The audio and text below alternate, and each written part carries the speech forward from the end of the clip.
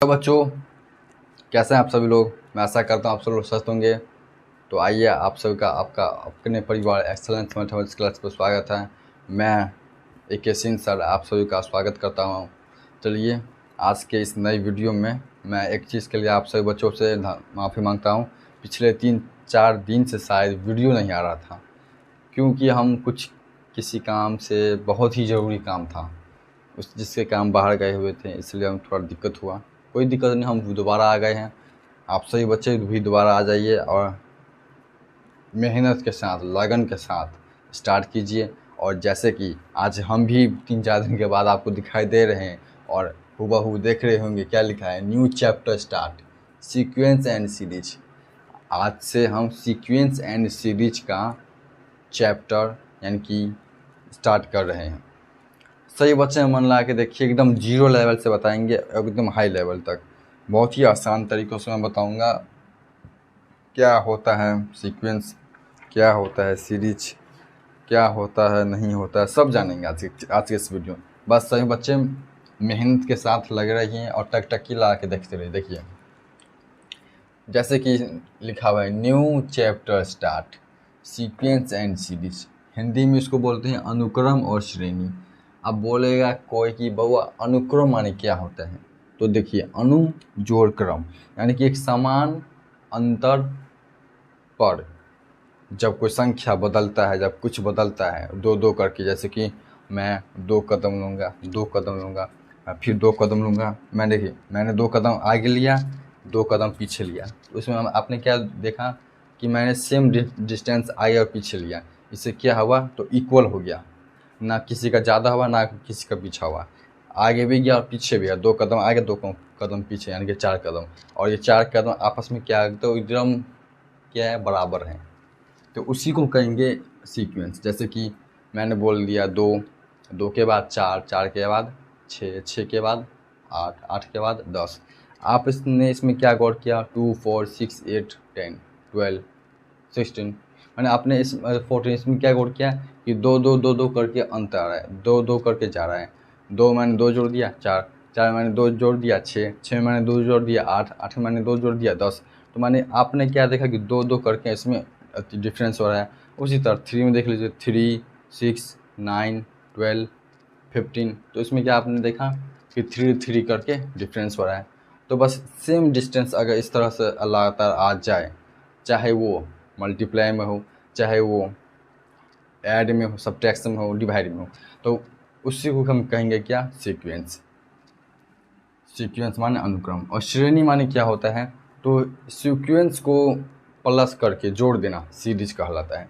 यानी कि 1, 3, जैसे कि 2 मैंने बताया अभी, 2, 4, 6, 8, 10, 12, ये हुआ सीक्वेंस। लेकिन इसी में आप ऐसे कर देंगे 2 + 4 + 6 + 8 + 10, मतलब प्लस प्लस कर मतलब सीक्वेंस को ही प्लस करके जोड़ देंगे, तो उसी को हम कहेंगे श्रेणी, यानी कि सीरीज कहेंगे। चलिए देखते हैं। हमको सबसे पहले जानना पड़ेगा कि सीक्वेंस और सीरीज हमको पढ़ना क्या क्या है। देख लीजिए, पहले पार्ट में तो हम जानेंगे कि definition of sequence and series n term. इसमें हम जानेंगे सीक्वेंस किसे कहते हैं, सीरीज किसे कहते हैं, हमको एन टर्म किसे कहते हैं, हम एन टर्म किसी सीक्वेंस का एन टर्म कैसे निकालेंगे, सो हम जानेंगे। इसके बाद जब ये ख़त्म हो जाएगा, उसके बाद 2 नंबर में है AP। अगर जो बच्चे क्लास 10th में AP को भली भांति अच्छे से पढ़े होंगे, इसको उन सभी बच्चों को AP कुछ नहीं, हवा के भांति लगेगा, बहुत ही आसान, जिसको कहते हैं इंग्लिश में अर्थमेटिक प्रोग्रेशन, हिंदी में बोलते हैं समांतर श्रेणी। नाम से ही स्पष्ट है, समांतर श्रेणी, एक समान अंतर, यानी एक समान अंतर, इक्वल डिस्टेंस, मतलब एक इक्वल डिफरेंट पर ही प्रोग्रेशन, यानी कि AP अर्थमेटिक प्रोग्रेशन। जो बच्चे 10th में इसको अच्छे से पढ़ेंगे उसको अच्छे से समझ में आएगा। इसमें नया क्या है, तो नया ये है, देखिए 3 नंबर में GP, जियोमेट्रिक प्रोग्रेशन। GP जो है एकदम नया है, जियोमेट्रिक प्रोग्रेशन। चलिए 4 नंबर में वैसे मैं बता दूं, ये NCERT आउट है, यानी कि NCERT में इसके बारे में नहीं दिया हुआ है। ये जी-मेंस लेवल के हैं, लेकिन बहुत ही इसको कंपटीशन, जो बच्चे वीडियो देख रहे होंगे उन सभी बच्चों में से किन ही बच्चों का सपना होगा हमको जी-मेंस क्रैक करना है, जी एडवांस क्रैक करना है, तो क्रैक करने के लिए आपको ये पढ़ना पड़ेगा HP हार्मोनिक प्रोग्रेशन। ये NCERT आउट है, मैंने NCERT में ये नहीं दिया है। NCERT में आपको ये है, GP है, AP है, ये है, तो आपको इतना पढ़ना पड़ेगा। चलिए सीक्वेंस से इधर से देखिए, sequence A1 A2 A3 A4 और N ऐसे करके सम ऑफ स्पेशल सीरीज, किसी स्पेशल सीरीज का सम यानी कि जोड़ AN RCA to B in sequence if it follows A definite rule, कहता है कि एक ऐसा सीरीज जो कि जोड़ने के बाद AN टर्म यानी कि AN सीक्वेंस एक ऐसे फॉलो करेगा, डेफिनिट रूल को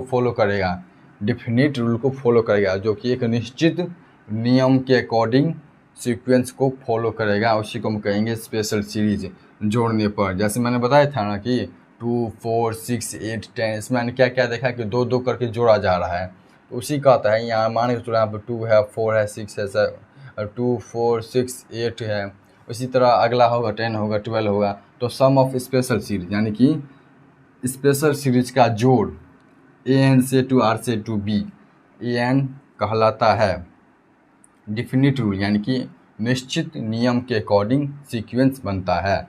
जैसे कि एग्जाम्पल नंबर 1 में देखिए 1 4 7 10 13, इसमें आप क्या देख रहे हैं, 1 में 3 जोड़ा 4 हो गया, 4 में 3 जोड़ा 7 हो गया, 7 में 3 जोड़ा 10 हो गया, 10 में 3 जोड़ा 13 हो गया। तो ये क्या है, तो जो धीरे जब तक आगे बढ़ रहा है एक सीक्वेंस बन रहा है, ये इसको ही करेंगे हम सीक्वेंस यानी कि 1 + 3। आपको मैं बता दूं, जिन बच्चों का ना इसमें बहुत दिमाग तेज लगेगा वो आगे जा कर के जनरल कंपटीशन सब जो होता है ना जी, जिसमें क्लास 1 से 10 तक, जिसमें SSC BSc ये सब जो आते हैं जनरल कंपटीशन में, तो इसी सब से बहुत पूछा जाता है, बहुत ही पूछा जाता है इसी सब से। चलिए देख लीजिए 1 गुना 2, 2 दूना 4, 4 दूना 8, 8 दूना 16, 16 दूना 32। तो यहाँ पर क्या मल्टीप्लाई में है, लेकिन ये भी एक क्या है, तो सीक्वेंस में एक सिस्टमेटिकली सीक्वेंस है।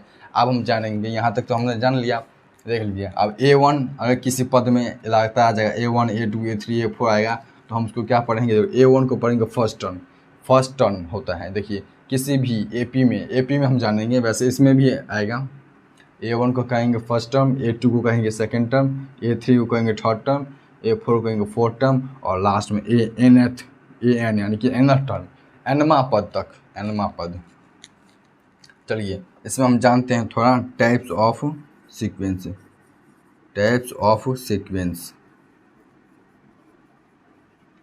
देखिए टाइप ऑफ सीक्वेंस में सबसे पहला क्या है, फाइनाइट सीक्वेंस। आप कहिए अगर सर फाइनाइट सीक्वेंस किसे कहेंगे, तो बच्चों फाइनाइट सीक्वेंस जिसमें नंबर ऑफ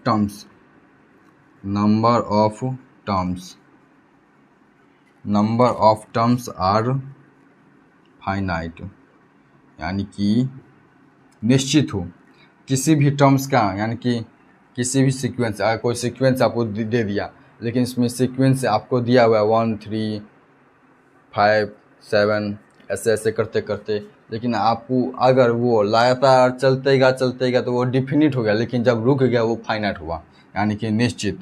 जैसे कि एग्जाम्पल में देखिए, यहाँ पर एग्जाम्पल में 1 3 5 7, आप गौर से देखिए, 1 में 2 जोड़ा 3, 3 में 2 जोड़ा 5, 5 में 2 जोड़ा 7, लेकिन ये क्या हो गया, अब आगे ना जा कर के यहीं पर ख़त्म हो गया,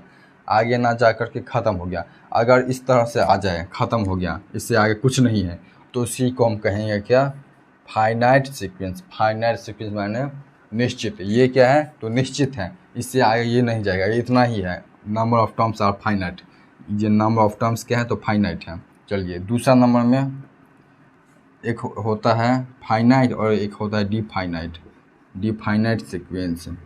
अब डिफाइनाइट सीक्वेंस किसे कहेंगे, तो देखिए नंबर ऑफ टर्म्स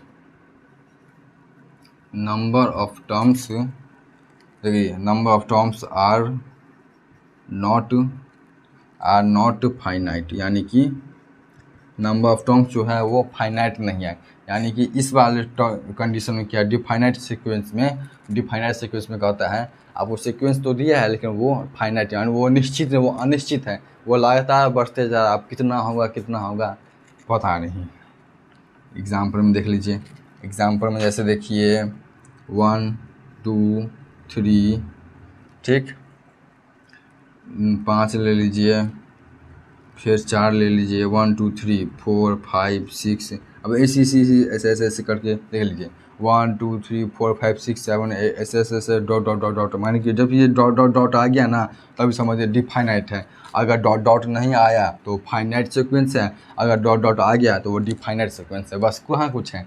तो चलिए मैं ऐसा कहता हूँ आपसे बच्चों को, अब इससे भी ज़्यादा करवा देंगे एक ही वीडियो में तो माथा हैंग होने लगेगा। माथा क्या होने लगेगा? तो हैंग होने लगेगा। देखिए इस वाले वीडियो में मैंने सीक्वेंस एंड सीरीज के बारे में बताया, खास करके सीक्वेंस पर बात चला है इस वाले वीडियो में, और मैं आशा करता हूँ सीक्वेंस को अच्छे से समझ में आ गया होगा। और सही बच्चे प्ले लिस्ट में जाइए, जो बच्चे इससे पढ़ने वाला क्लास सब नहीं, जिनको छूटा गया, जैसे कि complex number, quadratic equation, linear inequalities, सब ये सभी मैंने पढ़ा दिया है। ये सब ये आपको प्ले लिस्ट में मिल जाएगा, प्ले लिस्ट में जाइए मिल जाएगा। ठीक, चलिए आज के इस वीडियो में यहीं तक करते हैं। अगले वाले वीडियो में हम जानेंगे कि किसी भी टर्म का हम सीक्वेंस कैसे फाइंड आउट करेंगे और सीरीज़ क्या होता है, वो हम अगले वाले वीडियो में देखेंगे। तो चलिए आज के इस वीडियो में यहीं तक करते हैं।